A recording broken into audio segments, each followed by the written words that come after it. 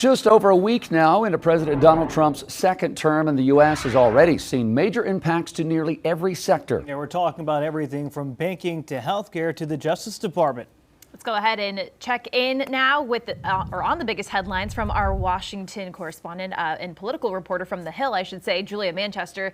So, Julia, good morning, first of all. Let's start with the biggest talker, and that is that the Department of Justice has fired several lawyers who were involved in Trump's classified documents and January 6th cases, and that's a big deal. It is a big deal, but it's not necessarily surprising. We saw that the president was telegraphing this over and over again on the campaign trail along with his allies. But look, a lot of these officials were career officials. They were working on this case. They are people that know the ins and outs of the Justice Department. But in President Trump's view and his allies' views, they were working in a political capacity by investigating him. So a big deal, but no surprise here. And Julia, kind of staying with the same vein where Trump says this is a policy and if you don't stick to it, I'm going to get rid of you. We know that 60 senior career officials at the U.S. Agency for International Development, they've been put on leave because they were maybe not aligning with Trump's America First policy, kind of consistent with what Trump's been doing since he got in office.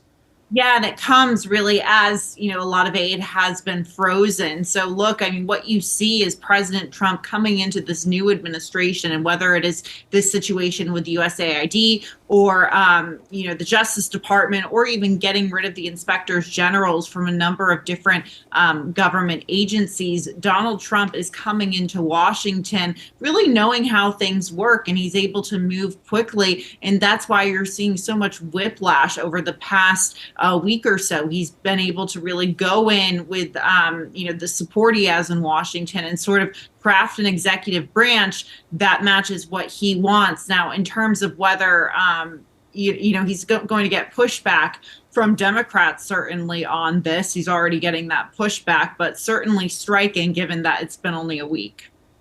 Julia, we know that Friday was a historic tiebreaker vote for Pete Hegseth in the Senate to be the Secretary of Defense. This week, expected to be even dicier. If we could put up, this is sort of the schedule of some of the names that we are expected for confirmation hearings this week. I think we've got that here.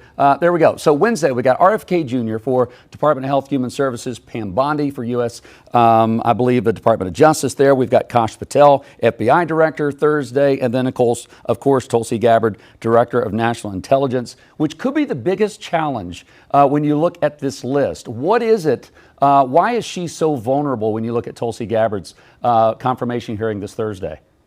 Well, for Tulsi Gabbard, there's questions about whether she'll be able to get, out of the committee vote, and she can't afford to lose one Republican vote coming out of the Judiciary, or the Intelligence Committee, excuse me. So you have Susan Collins, for example, who is, Republican senator, voted against Pete Hegseth. She's questioned whether Tulsi Gabbard, has changed her stance on Section 702, which is the Foreign Surveillance Act.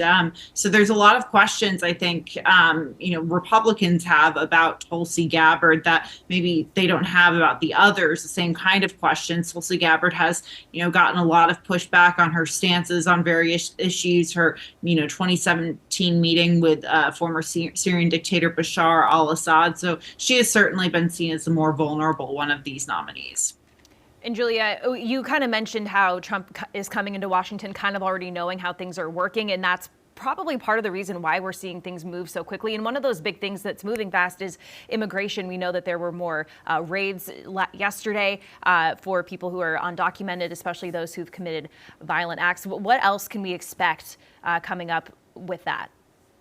Well, look, we could expect to see more executive orders, more deportations. We know that President Trump spoke with House Republicans yesterday in Florida. We know that, the agenda he's looking to pass with them will include immigration. But, he's certainly moving fast on this issue, and I think we can expect to see more on that front.